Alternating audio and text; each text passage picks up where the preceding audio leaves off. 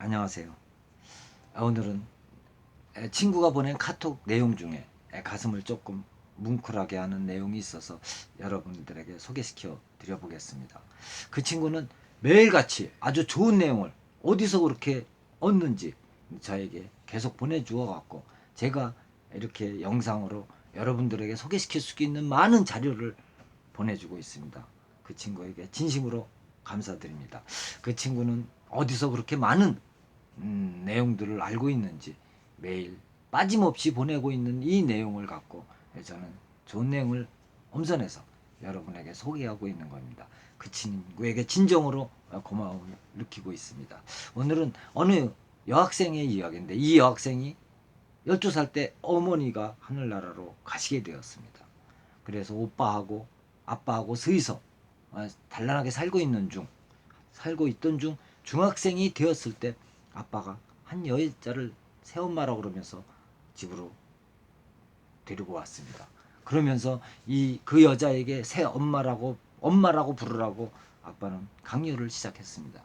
그러나 이 여학생은 도저히 그 여자에게 엄마라고 부를 자신이 없었습니다.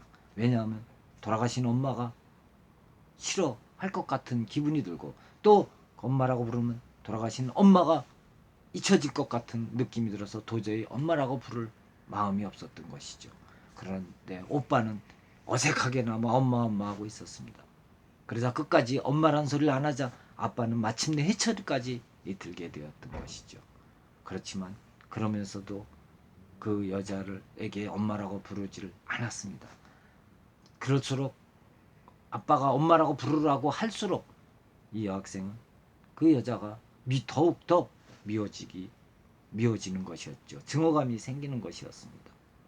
어느 날은 아빠가 이 여학생 방에 와서 엄마의 사진을 뺏어 가서 숨겨버렸습니다. 이 엄마의 사진 때문에 엄마를 잊지 않았기 때문에 네가 새로 온 새엄마를 갖다 엄마라고 안 부르는 것이라 그러면서 사진을 숨겼어요. 엄마의 사진까지 숨기자 이 여학생은 그 여자에게 적개심이 더 생기는 것이었습니다. 그리고 그의 가을 소풍 계곡으로 갈 때 이 여자는 집에 말도 안 하고 도시락도 싸가지 않고 소풍을 갔습니다. 왜냐하면 말하기도 싫었던 것이죠. 집안 식구들에게. 그래서 점심시간에 점심을 다들 먹고 있을 때 이 여학생은 점심을 못 먹고 있는데 계곡 밑에서 새엄마 얼굴이 보였습니다. 모습이 나타났던 것이죠. 그 새엄마는 도시락을 싸갖고 왔던 것입니다. 학생들에게 오늘 소풍날인데 도시락 안 싸간 것을 알고 그 새엄마는 도시락을 싸갔습니다. 하지만 이 여학생은 그 도시락을 받자 그 새엄마 보는 앞에서 쓰레기통에 버리고 짜증을 부렸습니다. 그러자 이 새엄마는 화를 내기는커녕 손수를 꺼내 눈시를 닦으면서 뒤돌아 섰습니다. 그렇게 계속 증오가 생기고 미웠던 것이었죠. 새엄마를 와 친해질 수가 없었다는 이 여학생이었습니다. 그리고 이제 고등학교를 들어갈 때 인문계를 새엄마와 아빠와 학교는 모두 인문계를 원했지만 이 여학생은 실업계를 선택하게 되었습니다. 실업계에 기숙사가 있기 때문에 집을 나가길 원했기 때문에 기숙사 생활을 원했기 때문에 실업계를 택하고 실업계를 가게 되었죠. 그래서 이제 집을 떠나고 기숙사에 들어가서 생활을 하게 되었습니다.